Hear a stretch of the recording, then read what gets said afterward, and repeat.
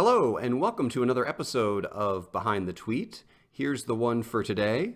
Me, Andrew Luck retired. Wife, are the Colts going to be okay? Me, to go out there and have fun? Yes. To win games? No.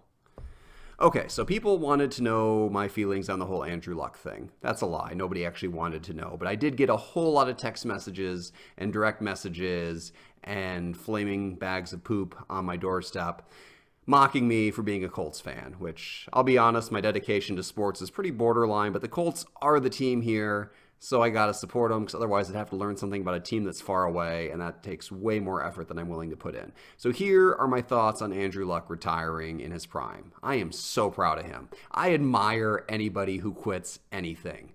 Let me just say, in my own life, I have never once regretted quitting something. Not one time. But I have regretted for years all the times I've stuck with things for way longer than I should have.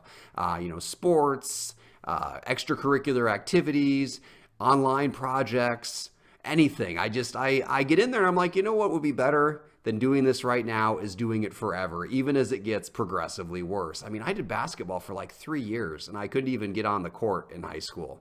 But I just kept showing up because apparently I don't value my free time. So he had the opposite problem. He was really good, but he kept getting hurt, and now he retired. The dude made all that money, and there's big people trying to kill him. Why shouldn't he get out of there? It made me think of this CEO I heard about the other day, and I think I remember the company he worked for, but I'm not going to say it just in case they try to sponsor me at some point, because at my core, I'm a sellout. But this CEO made like $200 million the year before, and he was negotiating his salary for the next year. And all I could think was, you made $200 million last year. Why are you going to work this year? Like if I won $200 million in the Powerball, I wouldn't be going and buying more Powerball tickets. I'd be done. I'd have more than enough to live on. Like, what did this guy need that costed $400 million that he couldn't just buy for $200 million from 1 year of work? And this guy didn't even have 300-pound linemen chasing after him. He was just working in an office. So Andrew Luck has made millions of dollars. He's doing something that gets him repeatedly hurt. He's not having fun, and people are trying to kill him. And he can either walk away a millionaire, or he can keep going through rehab and having people try to kill him. I gotta say, his decision makes a lot of sense. It takes guts to quit and walk away a millionaire and be happy for the rest of your life. Actually, that sounds incredibly easy, but you know what? It's hard. I know firsthand because I quit stuff all the time for $0, and it's still not always easy. Will he regret it? I bet not.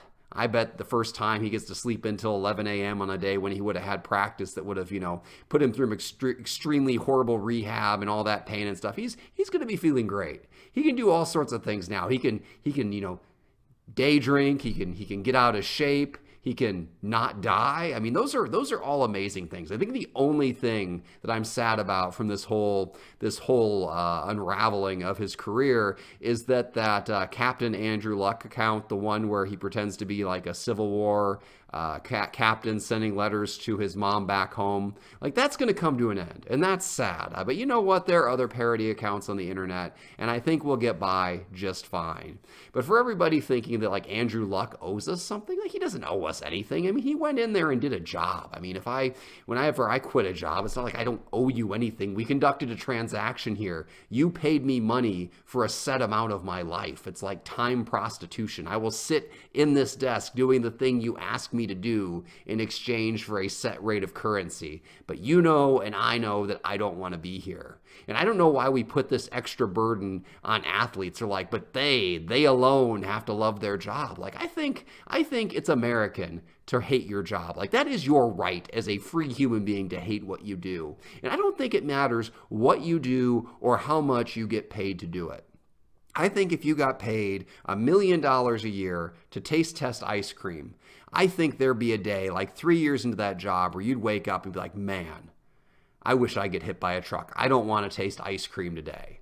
Like, I think we all get to that point. Teachers love their jobs because why else would you put up with all those kids and why else would you put up with the low pay? But teachers are happier than anybody else to get to the weekend. And let me tell you something, they are ecstatic when they hit their 30 or 35 or 40 years and get ready to retire. There are very few teachers who teach all the way to the grave. I mean, they are happy to get out because no matter how much you love something or enjoy it at some point it just becomes work and you need to get out of there. Also, I don't know how anybody over the age of 19 can even play football. So in my 20s in college, I went up with a buddy to Wisconsin and he had an annual tackle football game with his friends on Thanksgiving. And I went up there and I played like 45 minutes of tackle football against 5 other guys. And for the next 3 days, I could not walk. And this is against amateurs in a park when I was in my 20s. So I don't know how old Andrew Luck is now. I think he's getting closer to 30, but like I don't know how any of those football players in their 20s and 30s are still standing at all. I mean, on the field, they're like freight trains colliding into each other.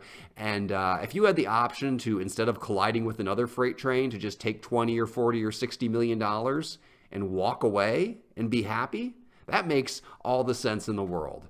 Are the Colts going to lose a bunch of games? Probably. That's okay. I stopped playing fantasy football because I didn't have the attention span for it. And it really doesn't personally affect me in any way. Like if these other people win or lose a game, like it's fun to feel better than another city, but ultimately I'm not the person out there scoring touchdowns. So I really can't claim personal responsibility. Except if we beat the Patriots, that's on me. I will personally celebrate that like I'm the one who intercepted Tom Brady, even though that seldom happens and they beat us like 95% of the time. Now, if we had Peyton Manning back here, who's basically the second coming of Jesus Christ, that would be different. The two greatest human beings ever to walk this earth, I'm convinced, are Abraham Lincoln and Peyton Manning, and I will not hear any dissent on that topic. But really, you know, what would Andrew Luck prove by playing longer? He might win a Super Bowl, and after you win a Super Bowl, people are like, well, they didn't deserve it. Or he won one Super Bowl, but he doesn't have 2. Or if he wins 2 Super Bowls, well, he has 2, but he doesn't have 5.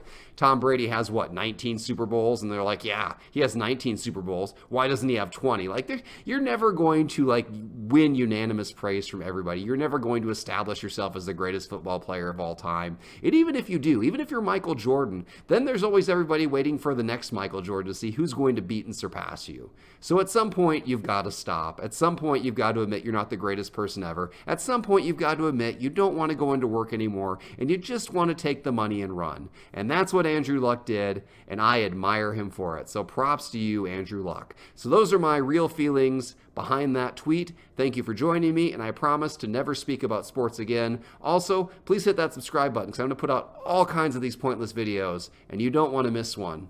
I mean, actually, you probably do want to miss one. Please don't take all that stuff I said about quitting seriously. By quitting, I meant quit everything else except this YouTube channel. Stick with me here. Thanks. Bye.